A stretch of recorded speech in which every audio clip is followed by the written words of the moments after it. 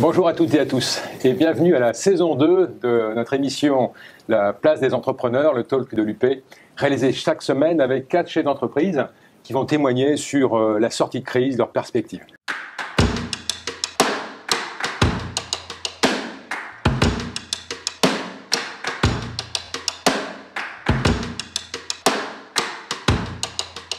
Sans plus attendre, je vais vous demander de vous présenter, peut-être par vous, Jérémy.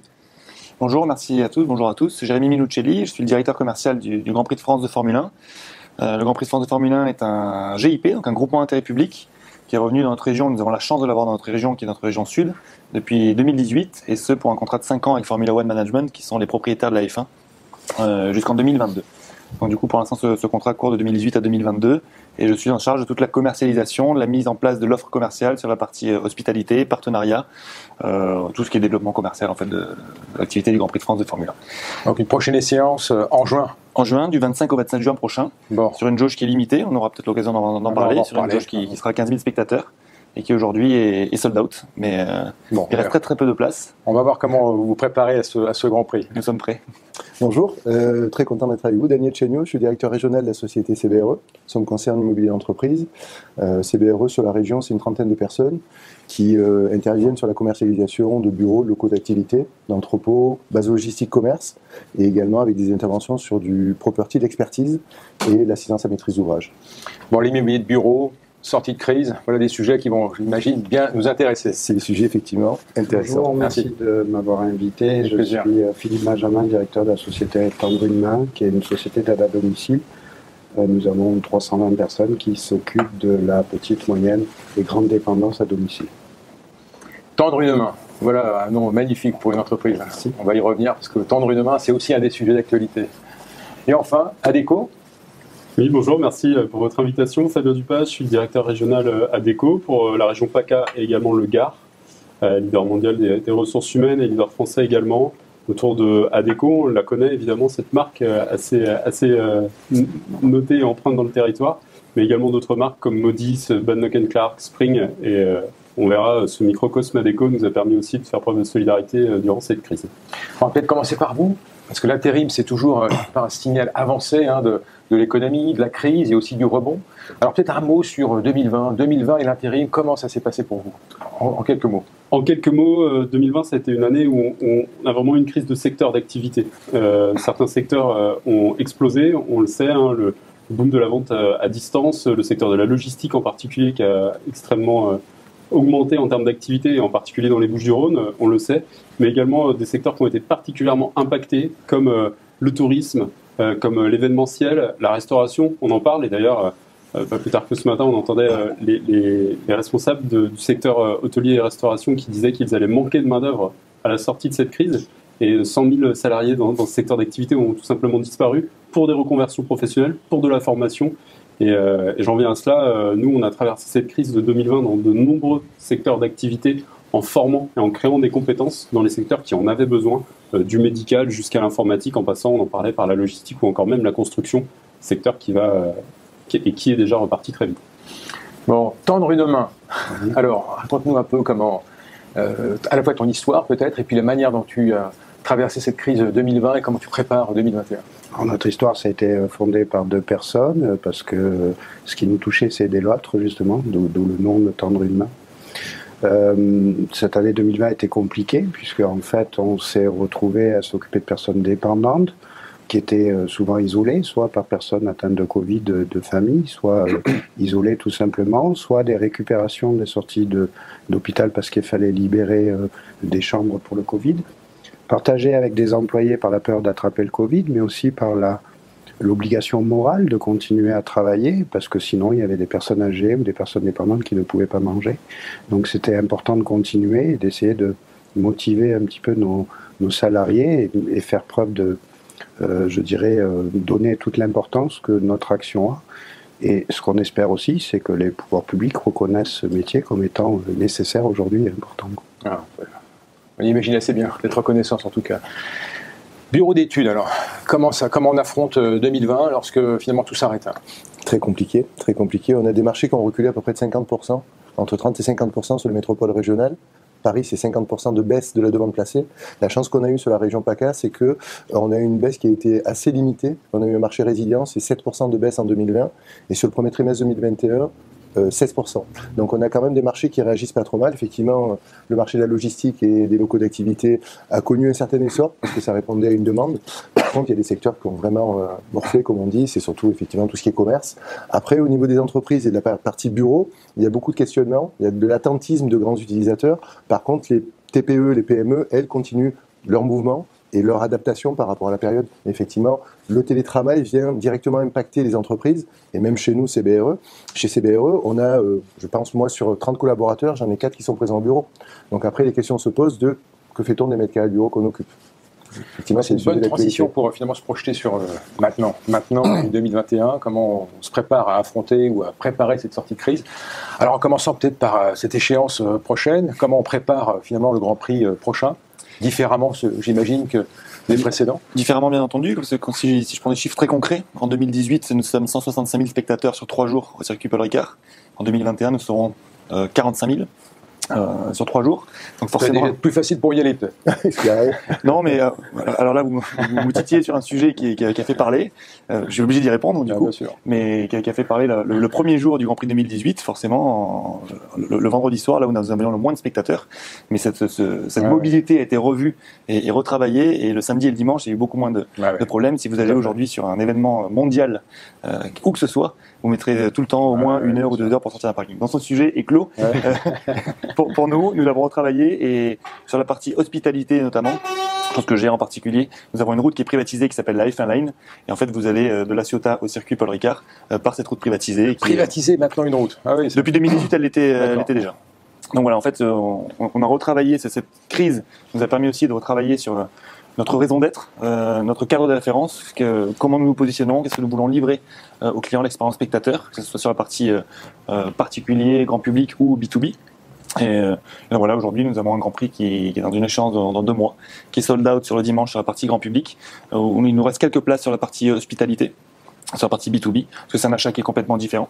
On a un achat plaisir sur la partie grand public, un achat plus réfléchi business sur la partie hospitalité, mais c'est un réel produit business qui n'a pas d'égal en France, je pense, mis à part Roland Garros. Alors je ne me compare pas à Roland Garros, qui est une marque reconnue, contrairement à la nôtre qui est très jeune.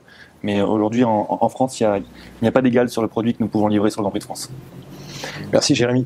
Alors on peut peut-être insister sur la manière dont vous êtes transformé. Parce que finalement, avec cette crise, vous êtes transformé. Est-ce qu'on aborde 2021 différemment que 2020, les enseignements que nous tirons de cette période? Alors Adecco, est-ce que finalement dans l'offre, dans la manière de gérer votre promesse client, mais également l'ensemble de vos équipes, est-ce qu'il y a une transformation qui s'est opérée pour mieux aborder 2021? On ne va pas parler de transformation, on s'est surtout appuyé sur nos fondamentaux. Nos fondamentaux, c'est des contrats avec de la responsabilité sociale. Nous, on développe vraiment la performance sociale, entre guillemets, de nos contrats autour du CDI intérimaire.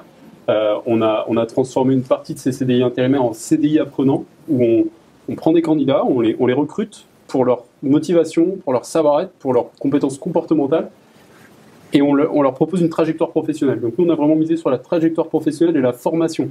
Mais finalement, quand je vous dis qu'on a capitalisé sur nos fondamentaux, c'est que depuis 2016, on avait déjà créé la grande école de l'alternance. Et en 2020, c'est 7000 personnes qu'on a formées en alternance. Donc on a poursuivi notre transformation. C'est une accélération de cette transformation. Évidemment, la transition numérique, on peut en parler parce que on a encore une fois accompagné nos salariés permanents, mais aussi nos candidats intérimaires dans cette transition numérique. On a des salariés du BTP qui ont fait des formations à distance. Tout ce qui était la partie sécurité, prévention, découverte de l'environnement de travail, ils l'ont fait à distance. On ne l'y aurait jamais pensé en 2019 à cela. En 2020, 3 semaines après le début de la crise, dès le début du mois d'avril, on avait des ouvriers du BTP qui étaient en formation chez eux sur l'ordinateur sur de la prévention, du réglementaire du bâtiment et de la construction. Donc tout ça, ça a accéléré notre transition. Mais pour nous, l'humain, il est encore plus au cœur de nos enjeux. Aujourd'hui, un recruteur, il accompagne encore plus un candidat dans sa carrière professionnelle et dans sa trajectoire professionnelle. Et on a pu aussi, par l'accélération de la transition numérique, faire que nos recruteurs se concentrent sur leurs tâches à valeur ajoutée d'accompagnement. Parce que finalement, je vais vous prendre des statistiques du mois de mars, 75% de nos salariés intérimaires ont géré la relation administrative à leur contrat de travail sur leur application. Ça n'aurait jamais été le cas il y a 1 an et demi, jamais. Et donc, tout ce temps-là, qui ne passe plus avec les recruteurs à gérer de l'administratif, ils le passent avec les recruteurs à gérer leur trajectoire professionnelle. Donc on a vraiment accéléré notre transformation sur ces sujets-là et c'était important de pouvoir le faire. En termes d'activité, est-ce que par rapport justement au baromètre que vous représentez, que représente votre industrie, quel est votre sentiment aujourd'hui, votre perception? Notre sentiment, en tout cas notre analyse, on s'appuie sur une entité qui s'appelle Adecco Analytics chez nous et qui livre des analyses assez poussées du marché.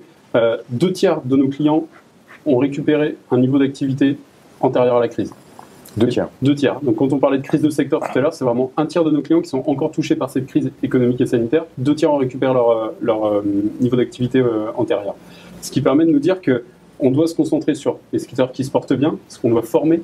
On parlait de construction, on parlait du médical aussi. On a une entité Adecco Médical qui forme énormément et qui permet aussi par des trajectoires VAE par exemple, faire que des ASH, des personnes qui travaillent en service hospitalier, deviennent aides-soignants. Ils ont un an d'expérience d'ASH et ils deviennent aides-soignants. Et ils sont diplômés pour devenir aides-soignants. On les accompagne vers ces qualifications et ces titres professionnels. Et donc là-dessus, c'est des secteurs qui portent évidemment. L'informatique aussi. On a une entité qui s'appelle Modis et on a ouvert la Modis Tech Academy pour justement former à l'informatique parce qu'on a de plus en plus de besoins avec cette transition numérique dont on parlait. Et puis ensuite, des métiers forts comme logistique, construction, on continue à former parce que ça n'a fait que confirmer qu'on avait besoin de technicité dans notre pays. On a besoin de technicité, on en manque. Et donc nous, on va recruter des talents d'abord sur je le disais tout à l'heure, compétences comportementales, leur motivation, leur potentiel, et puis à nous de leur apprendre la technique. Alors j'ai entendu le mot raison d'être, ça aussi c'est un terme, une exception sur lequel on revient beaucoup en ce moment dans cette crise. Alors je peux évidemment pas, en parlant de raison d'être, me tendre vers toi. Et la manière dont tu envisages 2021, en quoi tu envisages 2021, en comment tu organises ton entreprise peut-être différemment dans ce contexte tellement particulier. Alors je ne suis pas sûr de l'organiser différemment parce que notre métier a continué pendant cette crise. Après, ça nous a permis de faire ressentir à nos salariés l'importance de notre métier et ce pourquoi on existait.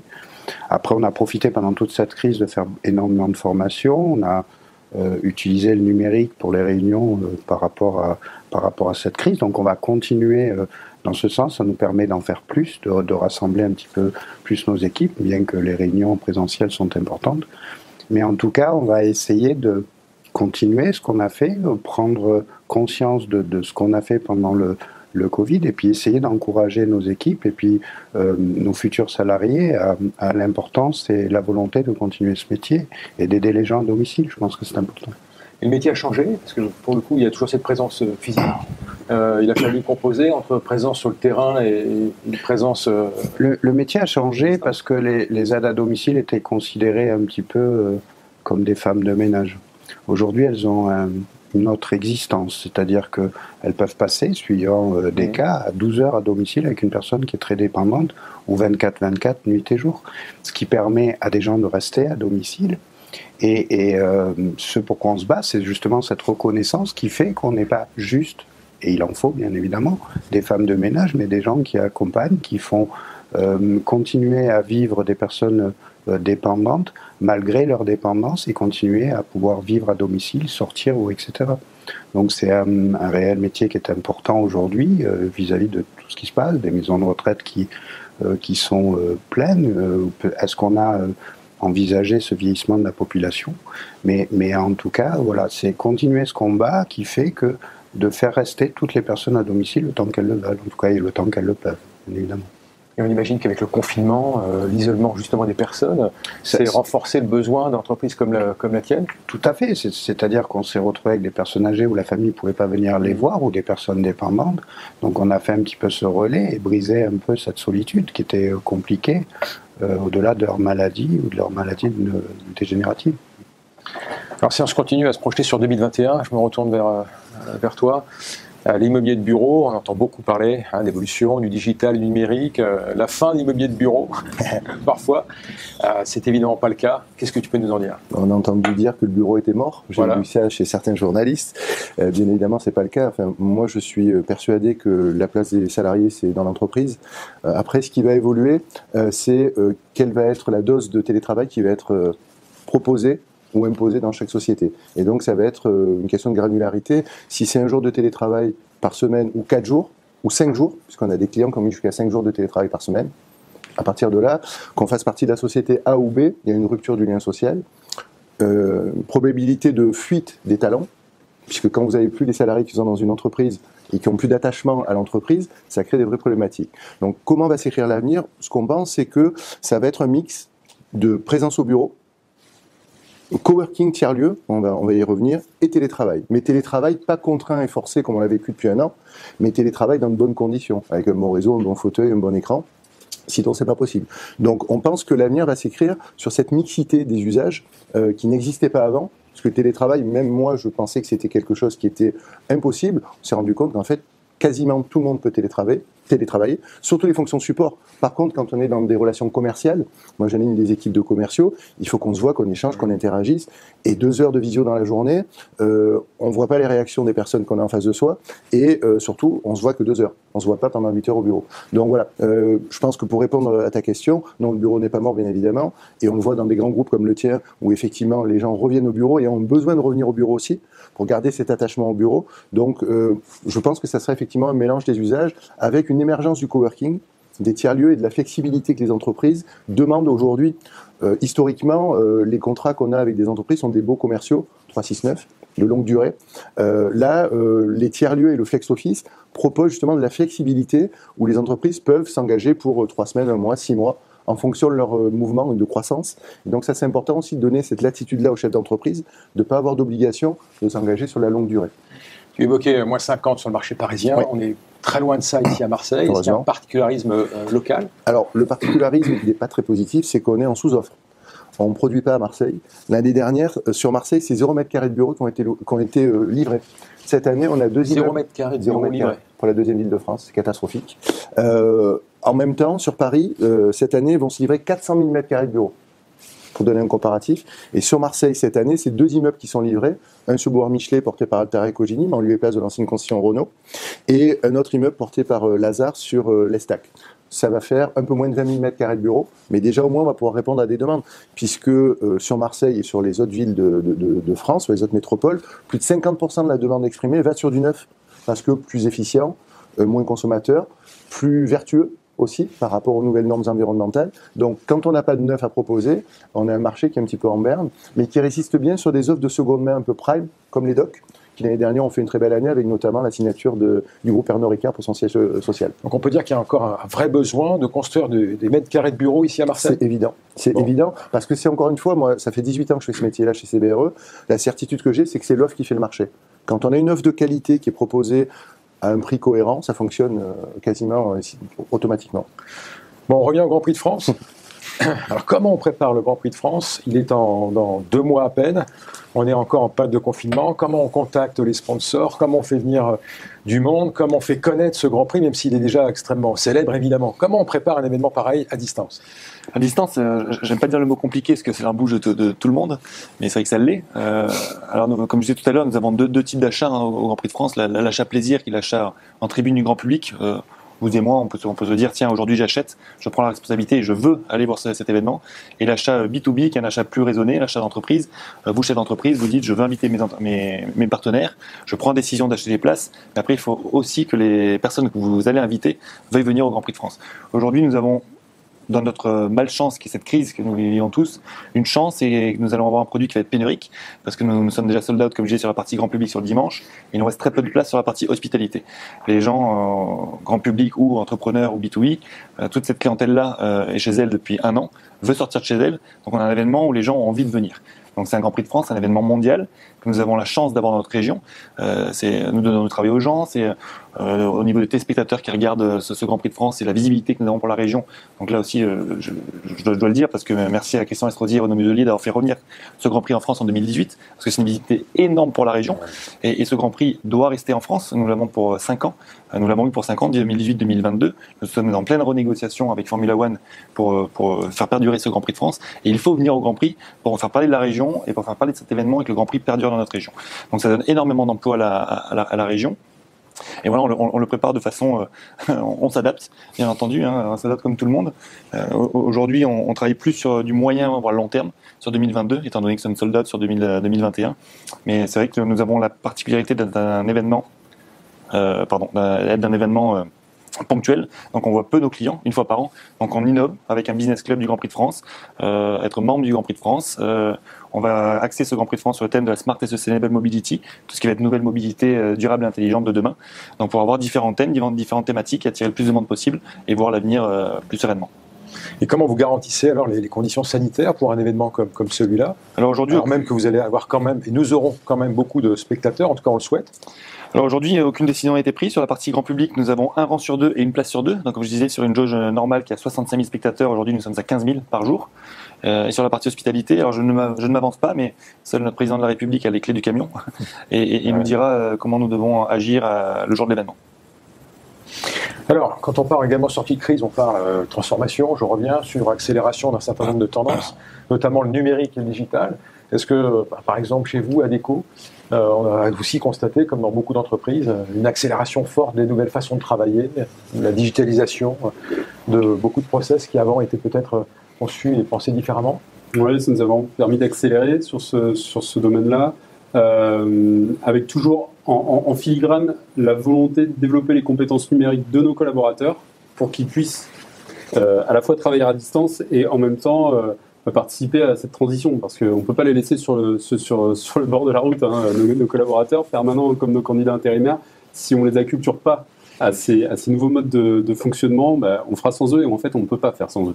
Donc ça a été le premier bloc, ça a été beaucoup de formation sur ces sujets-là et ça nous a occupé vraiment une grande partie des 2 premiers trimestres de la crise.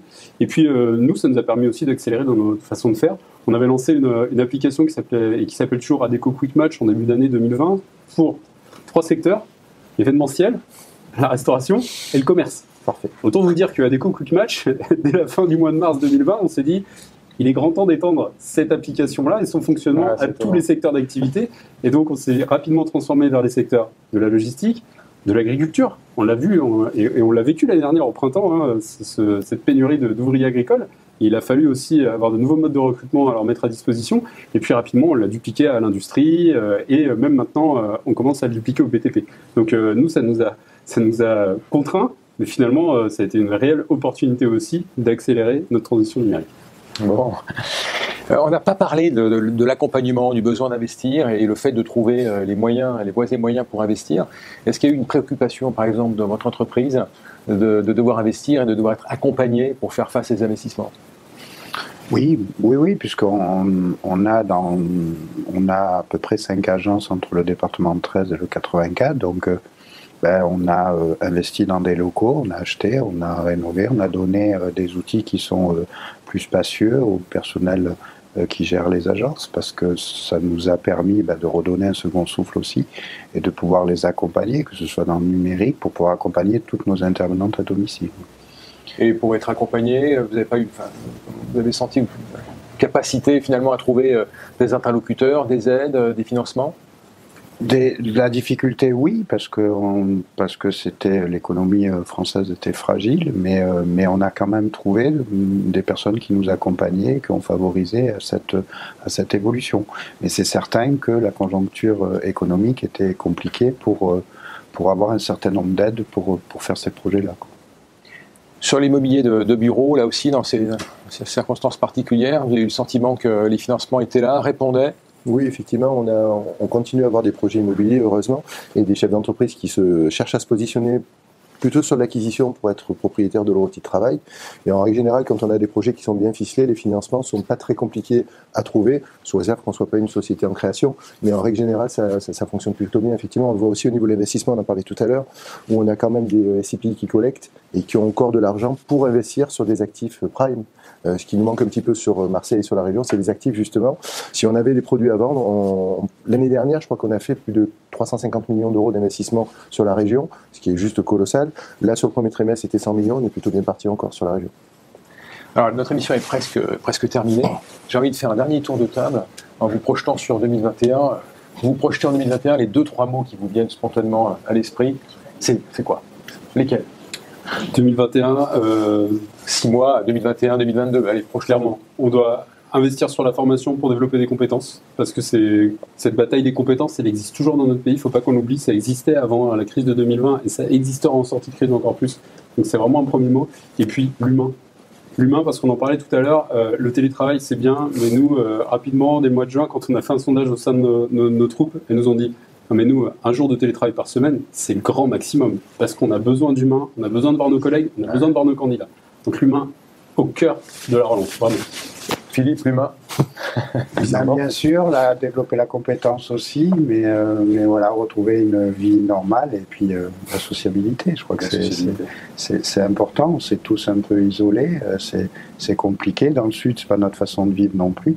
Mais réapprendre à vivre. Après, est-ce qu'on sera comme avant cette crise ou différent? Je ne sais pas encore. Mais en tout cas, il va falloir recréer ces liens. Daniel, 2 mots pour se projeter sur cette année 2021 encore et 2022. L'agilité.